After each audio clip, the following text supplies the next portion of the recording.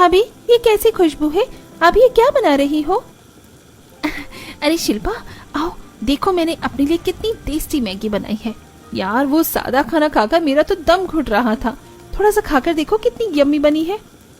नहीं भाभी, हम ये चटपटा खाना नहीं खाते, हम तो सात्विक खाना ही खाते हैं। अरे मैं तुम्हें कौन सा कह रही हूँ कि अपने खाने का तरीका बदल लो, सिर्फ चख तो लो यार, एक चम्मच खाकर तो देखो।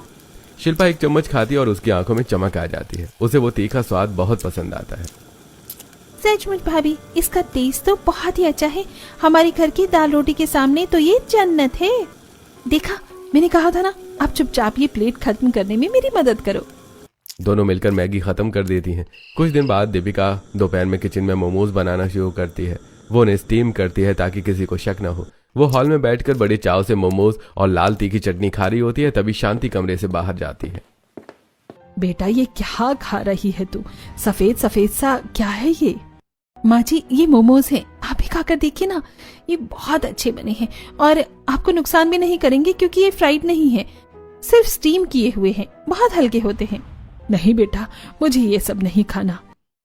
अरे माँ जी, बस एक चक्कर तो देखिए, मेरी कसम है आपको। शांति एक मोमोज उठाती है और चटनी लगाकर खाती है। तीखी चटनी और मोमोज का स्वाद उनके मुंह में ऐसा घुलता है कि उन्हें मजा आ जाता है। अरे ये तो सच में बहुत टेस्टी है, थोड़ा तीखा है पर अच्छा लग रहा है। देखते ही देखते शांति 5-6 मोमोज चट कर जाती है। दीपिका मनी मन मुस्कुराती है। तभी रागिनी वहां से गुजरती है और ये सब देख लेती है पर कुछ बोल नहीं पाती। एक दिन शाम को दीपिका रमेश को फोन लगाती है और कहती है, पापा जी, आते आते बाजार से गरम समोसे ले आइएगा ना, मेरा बहुत मन कर रहा है समोसे खाने का। समोसे? बेटा, घर में तो कोई समोसे नहीं खाता। अरे पापा जी, मैं अपने लिए मंगवा रही हूँ समोसे, प्लीज आप मेरे लिए लाइएगा।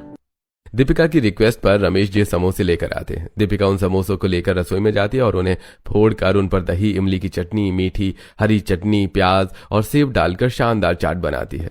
वो एक प्लेट लेकर रमेश जी के पास आती है और कहती है, पापा जी, आप मेरे लिए समोसे लाए हैं तो ये स्पेशल चाट चखना तो आपका हक बनता है।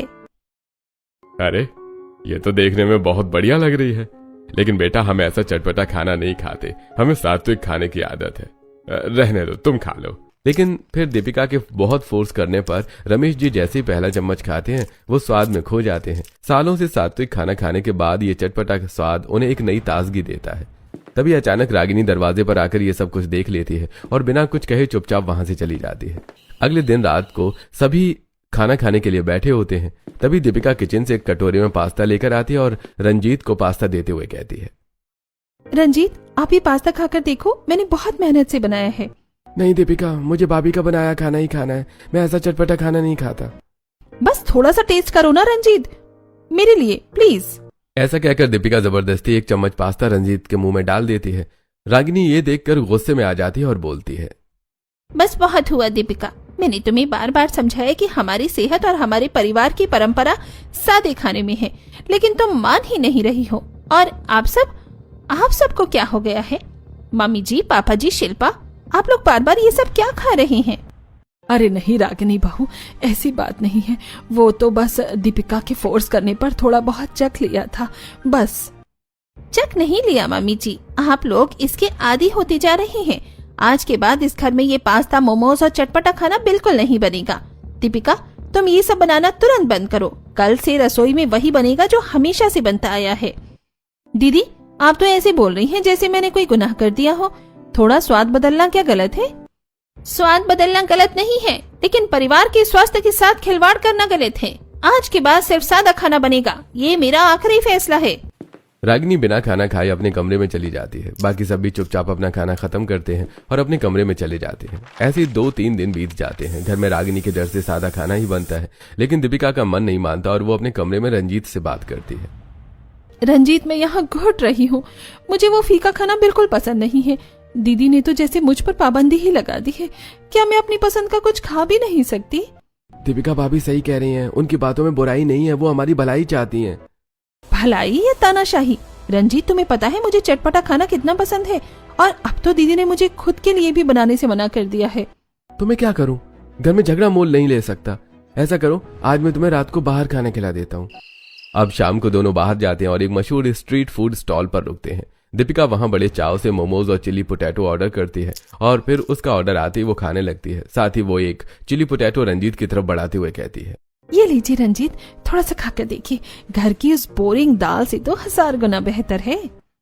रंजीत पहले कई बार मना करता है, लेकिन दीपिका के फोर्स करने पर वो खा लेता है और कहता है, हाँ स्वाद तो वाकई लाजवाब है। इधर शाम के वक्त खाने के समय सभी खाने की टेबल पर बैठते हैं और रागिनी सबको सादा खाना परोसती है। पर रंजीत और दीपिका अब तक घर नहीं लौटे थे। तभी शांति कहती है, रागिनी बहू, जरा रंजीत को फोन तो लगा, अभी तक दोनों घर नहीं आए, अंधेरा हो गया है। जी मम्मी जी, अभी पूछती हूँ। रागिनी रंजीत को कॉल करती है। हेलो, हाँ भाभी। रंजीत, कहाँ हो तुम दोनों? खाना लग गया है, सब तुम्हारा इंतजार कर रहे हैं, जल्दी आओ। वो भाभी, अभी हम बाहर ही हैं, असल में थोड़ा काम था और फिर भूख लग गई, तो हम बाहर ही खाना खाकर आएंगे, आप लोग खा लीजिए। बाहर खाकर आओगे? रंजीत, तुम जानते हो ना कि परिवार के साथ बैठकर खाना खाने का नियम है हमारे घर में। अरे भाभी, बस आज की बात है, प्लीज आप कष्ट मत कीजिए, आप लोग मैनेज कर लेंगे। रागिनी फोन रख देती है और शांति से बोलती है, मम्मी जी, वो लोग बाहर से खाकर आएंगे। अरे ये क्या बात हुई, बिना बताए बाहर खाना? आज डाइनिंग टेबल पर बड़ी कमी सी लग रही है। पूरा परिवार साथ ना हो तो खाने का स्वाद ही मर जाता है। हाँ पिताजी, पर अब क्या कर सकते हैं, आप लोग खा लीजिए। अब सभी लोग खाना खाने लगते हैं। कुछ दिन ऐसे ही बीत जाते हैं। एक दिन दीपिका को एक नया आइडिया आता है। दीपिका अपने कमरे में बैठे रंजीत से बात करती है। रंजीत, देखो मैं क्या लाई हूँ, ये इंडक्शन जो मेरे दहेज में मिला था, मैं इसे बाहर चालू कर रही हूँ। इसका क्या करोगी? रसोई में तो गैस है ही। अरे बुद्धू, रसोई में दीदी का राज चलता है, मैं इसे अपने कमरे में रखूंगी। जब भी मेरा कुछ चटपटा खाने का मन करेगा, मैं यही बना लिया करूंगी और किसी को पता भी नहीं चलेगा। दीपिका, ये रिस्की है, अगर भाभी को पता चला तो वो बहुत गुस्सा करेंगी। अरे रंजीत, किसी को पता नहीं चलेगा। मैंने अलमारी में रेडीमेड चीजें भी मंगा कर रख ली हैं, चिली पनीर, नूडल्स, सब कुछ। बस गरम करो और खाओ। आप मेरा साथ दोगे ना? ठीक है, पर ध्यान रखना कि खुशबू बाहर न जाए। रंजीत भी दीपिका की बात मान जाता है और एक दिन शांति सो रही होती है और रागिनी छत से कपड़े लाने जाती है। तभी दीपिका अपने कमरे का दरवाजा बंद कर लेती है। वो अलमारी से रेडीमेड चिली पनीर का पैकेट निकालती है और इंडक्शन पर उसे बनाने लगती है। तभी रंजीत ऑफिस से जल्दी घर आ जाता है और सीधे कमरे में पहुंचता है। आइए आइए, देखिए मैंने क्या बनाया है, चिली पनीर, एकदम रेस्टोरेंट जैसा। खुशबू तो बहुत अच्छी है, पर दीपिका जल्दी करो, अगर माँ या भाभी आ गई तो मुश्किल हो जाएगी। आप चिंता मत कीजिए, किसी को पता नहीं चलेगा, हम दोनों मिलकर खाएंगे। दीपिका प्यार से रंजीत को खिलाती है। रंजीत को वो स्वाद इतना पसंद आता है कि वो खुद को रोक नहीं पाता। दोनों मिलकर खाने लगते हैं। उनके खाने के बाद भी चिली पनीर बच जाता है। तब दीपिका कहती है, अरे रंजीत, ये तो बहुत सारा बच गया है, अब इसे कहाँ फेंकेंगे? अगर दीदी ने डस्टबिन में देख लिया तो पहचान जाएंगी। फेंकना क्यों है, हम दोनों ही पूरा खत्म कर देते हैं, बस थोड़ा सा ही तो बचा है। दोनों मिलकर सारा चटपटा पनीर खा लेते हैं और बर्तन छिपा देते हैं। शाम को रागिनी रात के खाने के लिए सबको बुलाती है। रंजीत, दीपिका, आओ, खाना लग गया है, आज मैंने बहुत अच्छी कड़ी बनाई है। भाभी, मुझे थोड़ा काम है, मेरा मन नहीं है अभी खाना खाने का, मैं बाद में खा लूंगा। हाँ दीदी, आप लोग खा लीजिए, मेरा भी फेवरेट सीरियल आने वाला है, मैं बस वो देखकर खाती हूँ। अरे तुम दोनों को क्या हो गया है, एक साथ बैठकर खाने से प्यार बढ़ता है। चलो आओ, काम और सीरियल तो होते रहेंगे। नहीं दीदी प्लीज, आज बस आप लोग खा लीजिए, हमें भूख नहीं है। रागिनी चुपचाप वहां से चली जाती है। अगले दिन शिल्पा कॉलेज से वापस आती है। उसे बहुत तेज भूख लगी होती है। वो रसोई में जाती है और देखती है कि रागिनी बाथरूम में कपड़े धो रही है। ओहो, बड़ी भाभी तो बिजी है, छोटी भाभी से कहती हूँ कुछ बना देंगी। यही सोचकर शिल्पा दीपिका के कमरे में जाती है और देखती है कि दीपिका मजे से नूडल्स बनाकर खा रही है। अरे भाभी, आप यहाँ अकेले अकेले नूडल्स खा रही हो, और ये इंडक्शन यहाँ कैसे? अरे शिल्पा, तुम कब आई? वो बस मेरा मन कर रहा था तो मैंने नूडल्स बना लिए, बहुत अच्छे बने हैं, थोड़े से खाकर तुम भी देखो।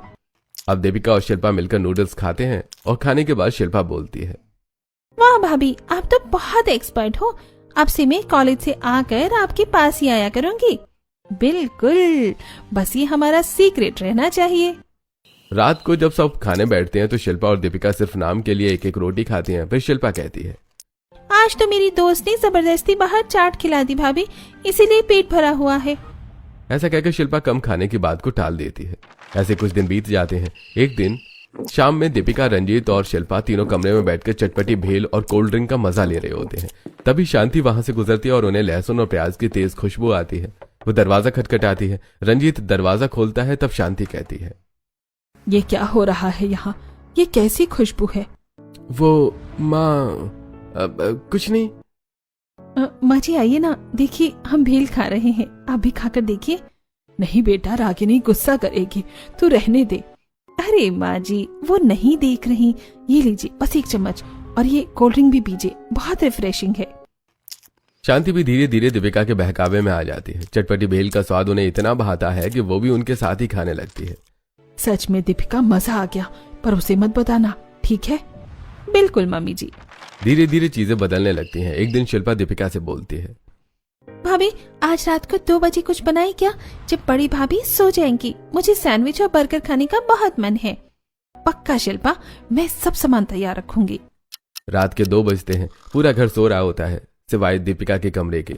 वहां शिल्पा, रंजीत और शांति दबे पांव पहुंचते हैं। दीपिका इंडक्शन पर सैंडविच और बर्गर तैयार कर रही होती है। सब लोग छुप छुप कर पार्टी कर रहे हैं। तभी ससुर रमेश जी प्यास लगने के कारण उठते हैं, रसोई की तरफ जा रहे होते हैं। तभी वो देखते हैं कि दीपिका के कमरे से रोशनी आ रही है। वो धीरे से दरवाजा खोलती है और अंदर का नजारा देखकर चौंकते हुए कहती है, अरे तुम सब यहाँ क्या कर रहे हो और ये क्या खा रहे हो? वो जी, आप भी आ जाइए, देखिए दीपिका ने क्या बढ़िया बर्गर बनाया है। हाँ पापा जी, आप भी आइए, रागिनी दीदी को नहीं पता चलेगा। ये लीजिए। रमेश जी स्वाद के आगे अपनी सात्विक मर्यादा भूल जाते हैं। अब पूरा परिवार रागिनी को छोड़कर हर रात चोरी छुपे ये सब खाने लगा है। अगले कुछ दिनों तक ये सिलसिला चलता रहता है, कभी कमरे में, कभी छत पर, तो कभी बाहर। एक शाम रागिनी सब्जी लेकर बाजार जाती है। तभी शिल्पा बोलती है, भाभी, बड़ी भाभी बाजार गई हैं, उन्हें आने में कम से कम 1 घंटा लगेगा। चलिए ना, हम सब छत पर चलकर पार्टी करते हैं, वहाँ खुली हवा में खाने का मजा ही कुछ और होगा। आइडिया तो बहुत अच्छा है, चलिए मैं सारा सामान ऊपर ले चलती हूँ।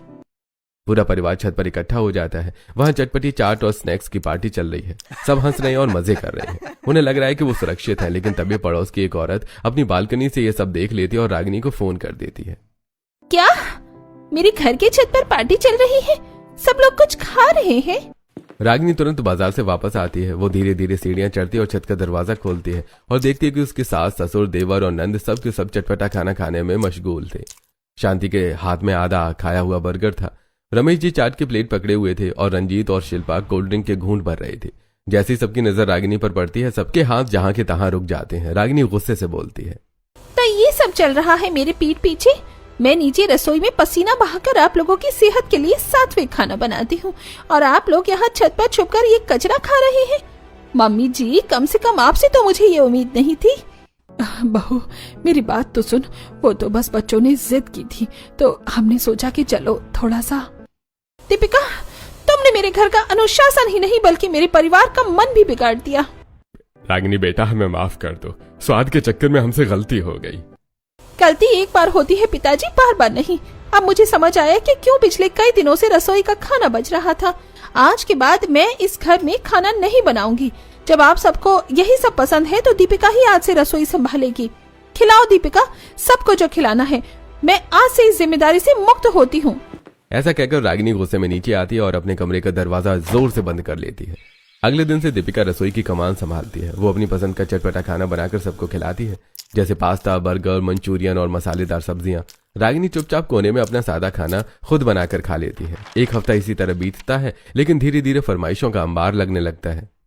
भाभी, कल आपने पास्ता बनाया था, आज मेरे लिए मैक्रोनी बनाना, मुझे वो बहुत पसंद है। दीपिका, आज मेरे लिए बर्गर बना दो, वो मुझे बहुत पसंद आया था। रंजीत, अब मैं एक साथ कितनी चीजें बनाऊं? शिल्पा को मैक्रोनी चाहिए, आपको बर्गर चाहिए, मामी जी को कुछ और। मैं मशीन नहीं हूँ। दीपिका परेशान होने लगती है। वो जो पहले शौक से बनाती थी, अब उसके लिए हर किसी के लिए अलग अलग चीजें बनाना बोझ बन जाता है। एक दिन दीपिका गुस्से से बोलती है, उफ, कितनी अलग अलग फरमाइशें करते हैं आप लोग।